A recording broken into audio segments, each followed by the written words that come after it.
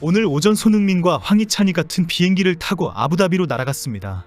아시안컵 우승을 목표로 자신만만한 밝은 모습이 공개되었습니다. 결승전이 한일전이 될 것이 확실한 상황에서 현재 태극전사들의 기세는 하늘을 찌르고 있고 일본 선수들의 폼은 좋지 않은 모습을 보여주고 있습니다. 이미 손흥민과 황희찬, 김민재와 이강인의 활약에 큰 압박을 받고 있습니다.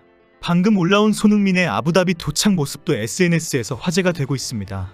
오늘 오전에 두바이 국제공항에 도착한 한국 대표팀의 분위기도 상당히 좋습니다. 오후에는 손흥민과 황희찬, 오윤규와 양현준이 합류했습니다. 이강인은 파리 생제르맹의 슈퍼컵 경기에 출전한 뒤에 우승컵을 들어올린 후에 금요일 캠프에 들어올 예정입니다. 한국은 아부다비에서 오는 토요일 이라크와 최종 평가전을 치릅니다. 한국은 2조에 이라크는 D조에 속해 있기 때문에 한국이 조에서 승리하고 이라크가 조 2위를 차지하면 16강에서 격돌하게 됩니다. 그리고 10일에 격전지 카타르로 출발합니다. 2조 첫 경기는 1월 15일 바레인, 이어 1월 20일 요르단, 1월 25일 말레이시아와의 경기입니다. 한국은 1960년 이후 첫 아시안컵 우승에 도전합니다. 한국과 우승을 겨루게 될 일본도 9일 카타르 도하에서 요르단과 최종 평가전을 치릅니다. 일본은 1월 14일 베트남과 경기를 시작으로 1월 19일 금요일 이란, 1월 24일 수요일 인도네시아와 조별 예선전을 치르게 됩니다. 일본은 유럽 등 해외파가 20명이 될 정도로 해외 활동 선수들을 모두 소집해서 한국전을 준비하고 있습니다. 한국의 손흥민이 비행기 안에서나 입국 공항에서 환한 모습을 보여주는 것은 우승에 대한 자신감입니다. 대한민국을 대표하는 태극전사로서 또 주장으로서 오로지 우승만 기대하는 즐거운 모습입니다. 아시안컵과 아프리카 네이션스에 출전하는 많은 선수들은 국가의 명예를 걸고 뛰기 때문에 각오가 남다릅니다. 그러나 이런 뜨거운 분위기와 다르게 큰 어려움에 처해 있는 곳은 각 구단들입니다. 현재 축구 매체들은 약 한 달 동안 각 팀들이 어떻게 경기를 치르게 될 것인지 분석하고 있습니다. 프리미어리그 클럽들은 올겨울 아시아와 아프리카에서 열리는 국제 토너먼트에 참가하기 위해 선수들을 잃게 될 것입니다. 아시아컵은 1월 12일부터 1월 25일까지 진행됩니다. 아프리카 네이션스컵은 1월 13일부터 2월 11일까지 열립니다. 두 대회로 인해 토트넘과 리버풀은 손흥민과 살라를 잠시 잃게 됩니다. 상위팀 중 맨시티가 유일하게 선수를 단 한 명도 내보내지 않습니다. 현재 프리미어리그가 상위 5위권과 승점 6점 차이로 치열한 경쟁을 벌이는 가운데 감독들은 비상 계획을 세우느라 바쁜 상황입니다.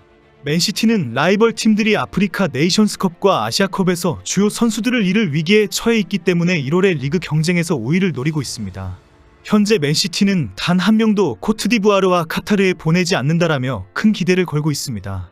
그러나 많은 팀들은 아시안컵과 아프리카 네이션스컵으로 엄청난 혼란을 겪고 있습니다. 선두 리버풀은 8일 아스널과의 FA컵 경기부터 시작해서 11일 풀럼과의 EFL컵 경기, 12일 본머스와의 리그 경기, 25일 풀럼과의 EFL컵 경기를 바쁘게 치르게 됩니다. 그리고 2월에는 1일, 5일, 11일에 첼시와 아스널과 벌리와 리그 경기를 각각 치르게 됩니다. 현재로는 살라가 이어서 경기에 빠지게 될 것으로 예상이 됩니다. 공격형 미드필더 엔도 와타루도 일본 대표팀에 합류하게 되면서 1월 경기에 결장하게 되었습니다.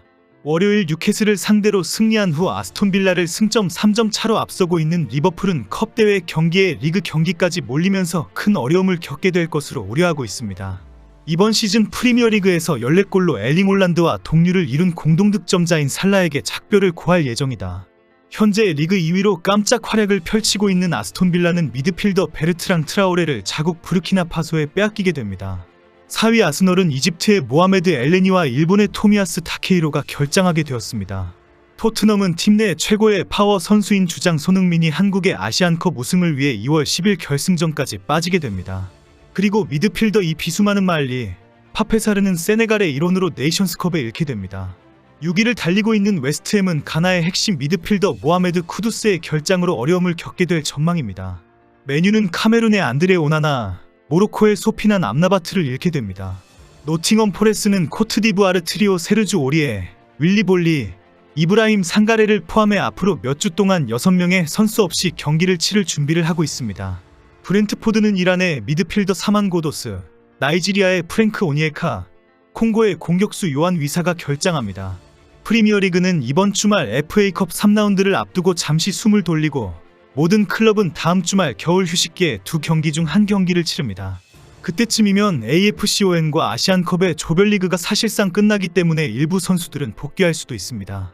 그러나 아시안컵 결승 진출이 확실시되는 한국의 손흥민, 황희찬, 김민재, 이강인 등이 속한 팀들은 2월 15일이 지나야 경기에 다시 출전할 수 있게 됩니다. 특히 토트넘은 사상 처음으로 주장 손흥민 없이 경기를 치를 예정입니다. 손흥민은 이번 시즌 리그 20경기에 모두 선발 출전했습니다. 한 번도 경험해보지 않은 손흥민 없는 토트넘의 경기 모습을 보게 되었습니다. 토트넘은 6일 벌리를 홈으로 불러들여서 FA컵 64강 경기를 치르게 됩니다. 새해 첫 경기에서 홈 4연승에 도전하게 됩니다. 두 팀은 직접 맞대결에서 손흥민이 해트트릭을 터뜨리며 토트넘이 5대2로 승리했습니다. 벌리전에는 부주장인 로메로와 메디슨이 부상으로 결장하게 됩니다. 현재로는 벤 데이비스와 비카리오 중에 한 명이 주장 완장을 차게 될 것으로 예상하고 있습니다.